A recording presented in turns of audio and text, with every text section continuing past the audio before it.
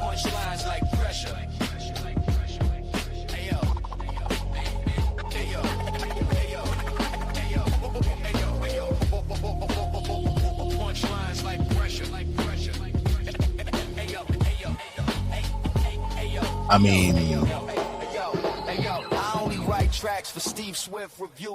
and that's just the way it is, because this is the Bees of Boxing. I am Chris Tidwell, and that, of course, is none other than the Steve Swift of the Bees of Boxing with Steve Swift, the pugilistic prophet from across the pond, if you were. Steve, how you doing today, brother? I'm all right, thank you. We've had lots of rain to talk about, so that's good. We like to talk about that in this country. Is that's what it's a slow day in the news? Because you know what? It's been a slow week as far as, like, I want to say this correctly, as far as big name fights.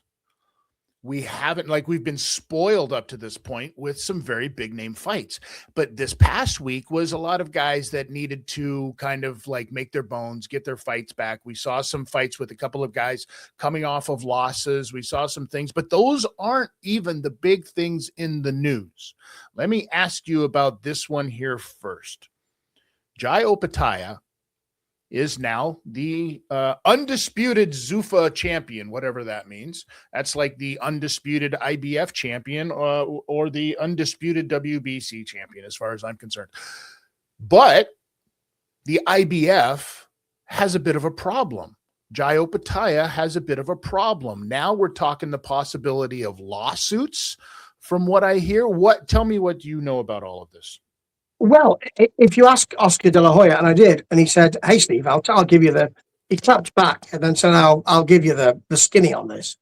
He's saying, well, I don't think that Jai's written that himself. But he wouldn't have done, would he, Oscar? Lawyers would have written it. But I think he's suggesting that it's been written for him by the organisation who he's employed by at the moment.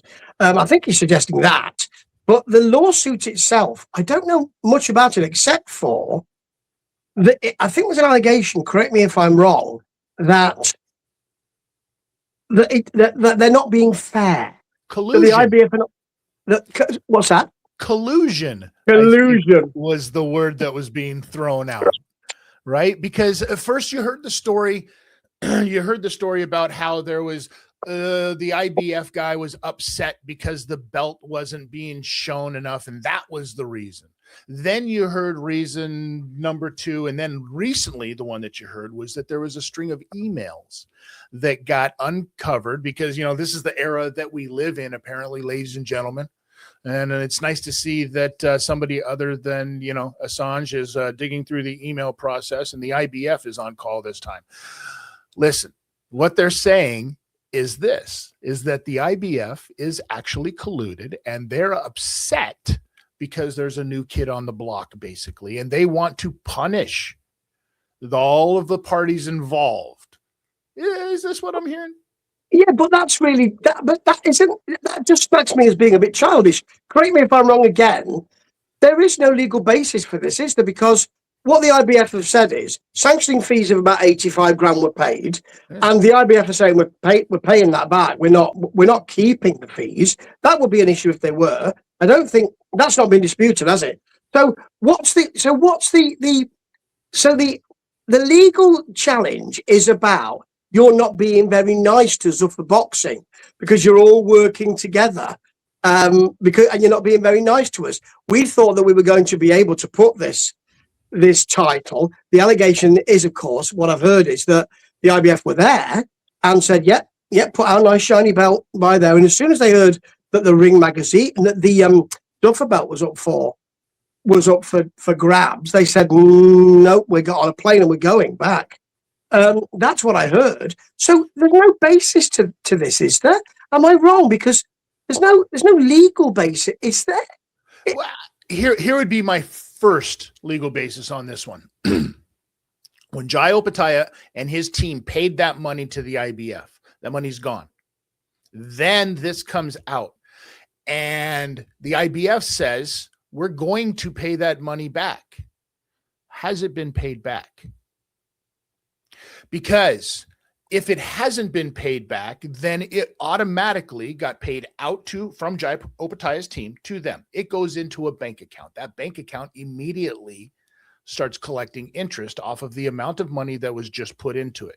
Is that interest money going to be going back, or is that free and clear money that the IBF now gets to keep, like it's an oil tanker from Venezuela? But the thing is, you're quite right about this. But the thing is that's not the headline, is it? The headline that's coming, and this is what happens at the moment with the business of boxing, is that the headline is, oh, well, you've not been very nice to us. I mean, the collusion, you can use that word collusion, but really what it comes down to, doesn't it, is you're working against this other organization in some way. And it's a ramping up of Zuffa boxing versus sanctioning bodies, isn't it? Yes. Yeah, and we said this. We've already said that this was going to happen, and now we're going to see it happening because the sanctioning bodies and everybody else, and it seems like that the town crier for the sanctioning bodies seems to be Oscar De La Hoya, because he's more than willing to stand on this soapbox and scream against Dana White because they have a history of doing this in the past already. I'll tell you right now, Oscar De La Hoya, to me, comes across as a guy who is doing just that. I'm going to stick up for these sanctioning bodies because they do right by me.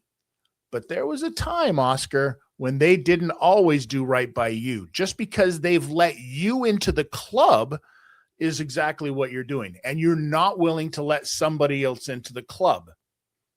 Maybe Zuffa doesn't want to be in the club. And maybe everybody is looking at Zuffa boxing like, you should be giving us more.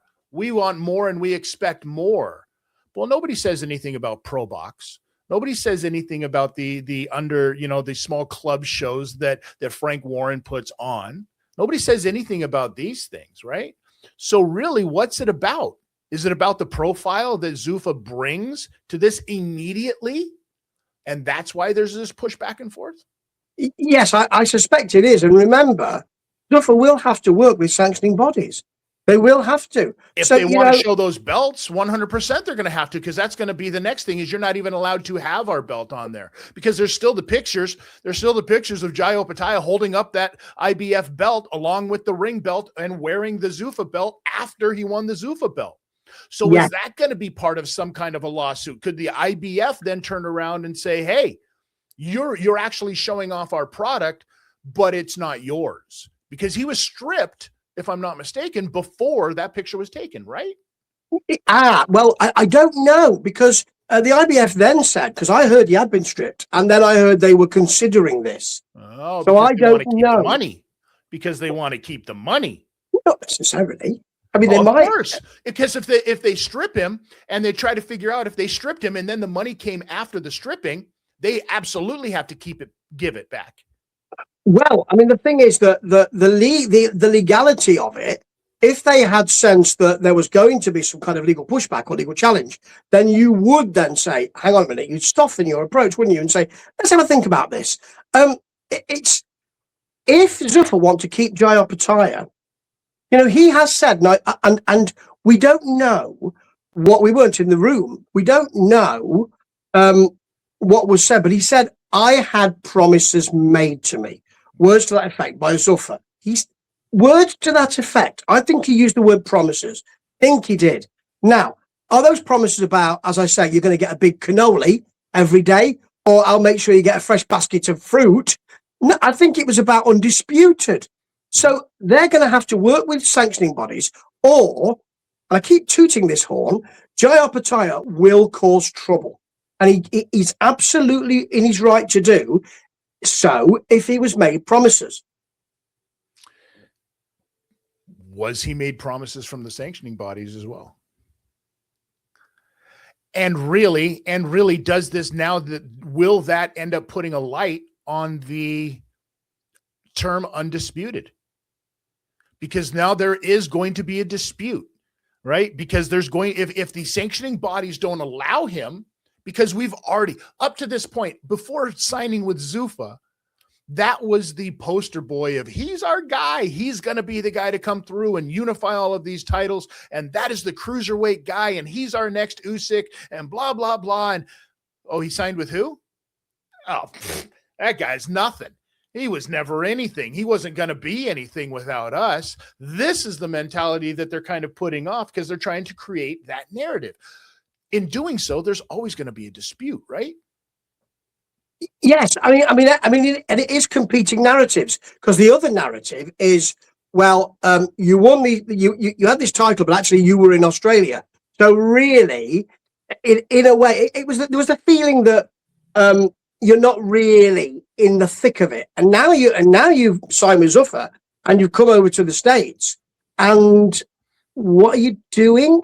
So there's pressure as well in that respect for Jai Opetaia. Because in the past there was, well, I was here a long way away. Now I'm here in the thick of everything, as Ryan Garcia would say, where the belts are, and where are the belts?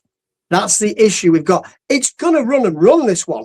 I think you're right that there will be legal documentation back and forward. Well, really, Zuffa Boxing, if they want to work with sanctioning bodies, and they have to, reaching for the lawyer is probably not the first thing you should do, I don't think. I think there's also the fact that here's something that sanctioning bodies don't do.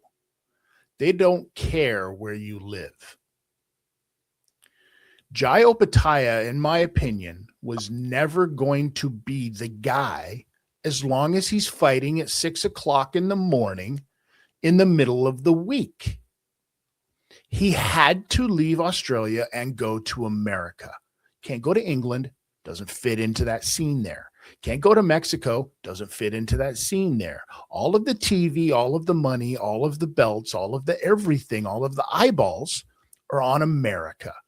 And that's the unfortunate reality of the way that it works with boxing. So he had to go there. Nobody was offering him a spot other than Zuffa Boxing. So you can't blame Jai Opetaia for being like, this has to be my thing. I will play this. This is what's happening in front of me now. What happens in front of me later, I will deal with that later. And this is going to be a rocky road. But at the end of the day, the nice thing is I don't have to get up and watch Jai Opetaia fight at 7 o'clock on a Wednesday.